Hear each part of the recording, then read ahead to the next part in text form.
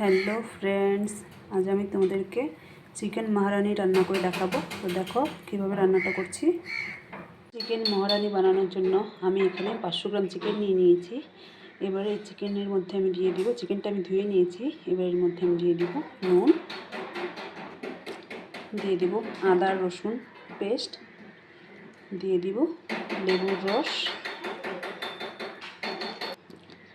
দিয়ে দিব টক দই, দিয়ে দিব লঙ্কার গুঁড়ো, আর দিয়ে দিব কসুরি মেথি।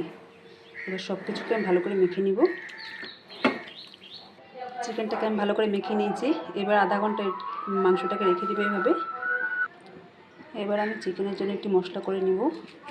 এখানে আমি কড়াই বসিয়ে দিয়েছি। এর মধ্যে দিয়ে দিব 3টে শুকনো লঙ্কা, দিয়ে দিব গোটা জিরে, দিয়ে দিব মৌরি সস,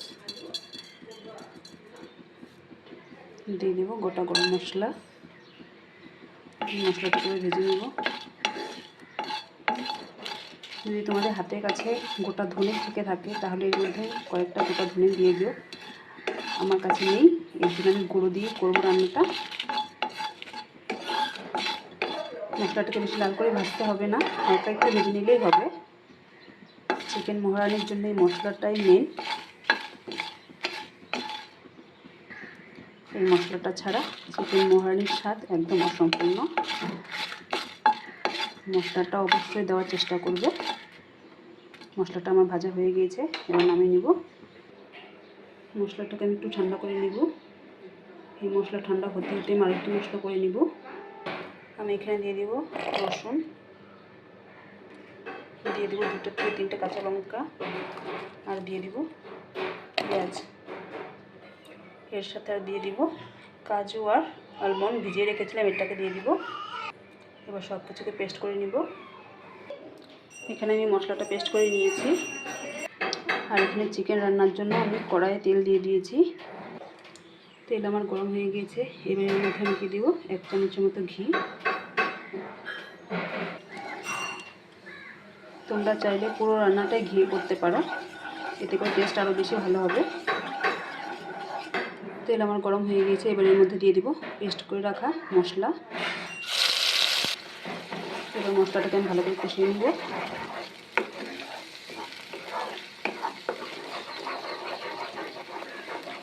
তোমরা চাইলে কাজু বাদামের জায়গায় এমনি বাদামও ইউজ করতে পারো।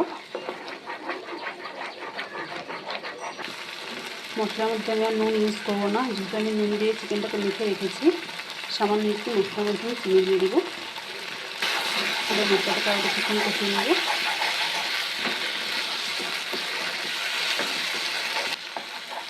মশলাটা আমার কষানো হয়ে গিয়েছে। এবার এর মধ্যে দিয়ে দেবো আমি মেখে রাখা চিকেন।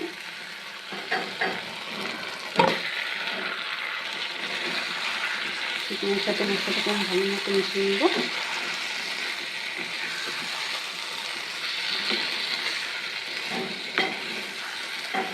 এবার আমি চিকেনটাকে কিছুক্ষণের জন্য ঢাকা দিয়ে দিব। আমি এবারে ভেজে রাখা মশলাটাকে গুঁড়ো করে নেব। এই মশলার সাথে আমি ধনে গুঁড়ো দিয়ে দিব, যেহেতু আমি গোটা ধনে ইউজ করিনি, ধনে গুঁড়ো। এবার আমি মশলাটাকে গুঁড়ো করে নেব। এবার আমি ঢাকনাটাকে খুলে একটু নেড়ে চেড়ে দেবো।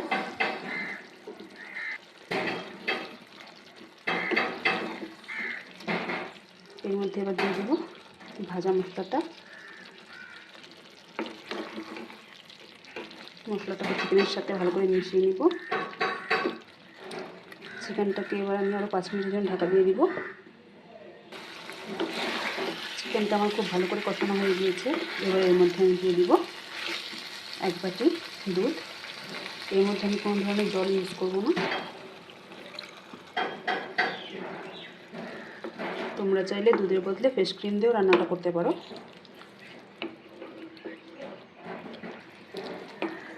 যারা চিকেন প্রেমিক তারা কিন্তু অবশ্যই একবার এই রেসিপি ট্রাই করে দেখো।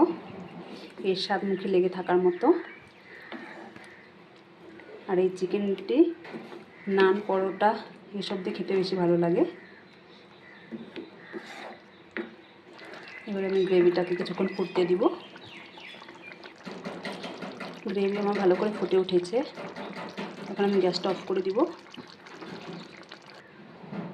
এর উপরে এবার দিয়ে দেবো কসুরি মেথি, আর ডেকোরেশনের জন্য দিয়ে দিব 2-1টা কাজু।